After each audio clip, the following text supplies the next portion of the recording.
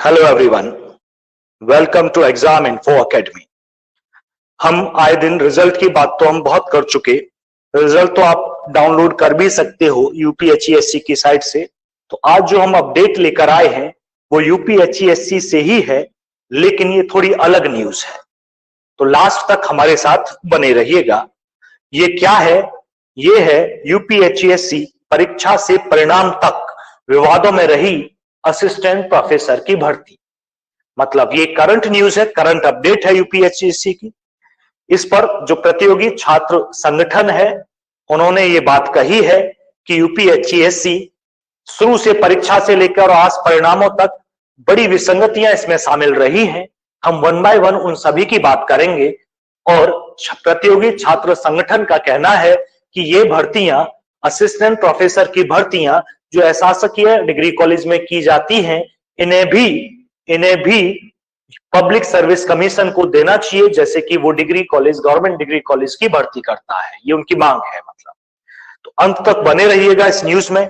क्या क्या गड़बड़ी इसमें रही, हम शुरू से आज अभी तक की बात करेंगे। चलिए हम स्टार्ट करते हैं। देखिएगा, शुरुआत हम करते हैं। उत्तर उच्च शिक्षा में प्रदेश की सबसे बड़ी भर्ती सवालों के घेरे में है। विज्ञापन संख्या 50 के तहत प्रदेश में अशासकीय महाविद्यालयों में असिस्टेंट प्रोफेसर के 2000 पदों पर चल रही भर्ती प्रक्रिया में अब तक ढेरों अनियमितताएं सामने आ चुकी हैं। ये आप सब जानते हैं। शुरुआत करते हैं परीक्षा को लेकर। शुरुआत जब परीक्षा होती है तो मेरे हिसाब से जो देखने में आया उस समय बहुत सारे अभ्यर्थियों का एडमिट कार्ड, प्रवेश पत्र जारी ही नहीं किया गया। फिर उन्होंने धरना दिया, फिर कुछ का जारी किया गया, लेकिन इसी में बहुत सारे छात्र वंचित रह गए जो परीक्षा नहीं दे पाए। हम सही हैं, आपको ये पता होगा। देखिए, न्यूज भी यही कहती है, परीक्षा से लेकर परिणाम तक यूपीएचईएससी विवादों के घेरे में रहा। प्रतियोगी छात्र अब पूरी चयन प्रक्रिया पर ही सवाल उठा रहे हैं और जो इन गलतियों के लिए जिम्मेदार है उन पर कार्रवाई की मांग कर रहे हैं। असिस्टेंट प्रोफेसर भर्ती में लिखित परीक्षा के साथ ही गड़बड़ियां शुरू हो गई। शुरुआत में हजारों अभ्यर्थियों के प्रवेश पत्र जारी नहीं किए गए। बड़ी संख्या में अभ्यर्थी लिखित परीक्षा में शामिल होने से वंचित रह गए। लिखित परीक्षा के बाद आयोग ने कई विषयों पर अंतिम उत्तर की जारी करी और उत्तर की में भी बड़ी गड़बड़ी थी। एक ऐसे सेट के उत्तर की भी जारी कर दी जो कभी बांटा ही नहीं गया। तो बहुत सारी ये गड़बड़ी इसमें रही। आगे अगर हम बात करें इसका,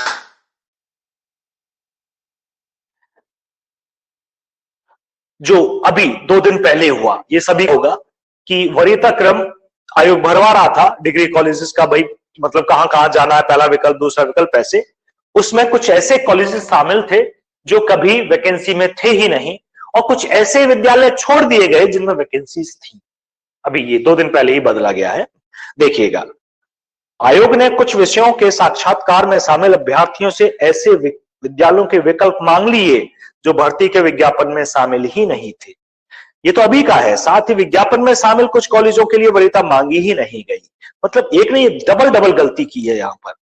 अंतिम चयन परिणाम के बाद यह विसंगति सामने के बाद आयोग ने कई महाविद्यालयों को लिस्ट से हटा दिया जब गड़बड़ी का पता चला, और कुछ महाविद्यालयों को लिस्ट में शामिल कर लिया गया।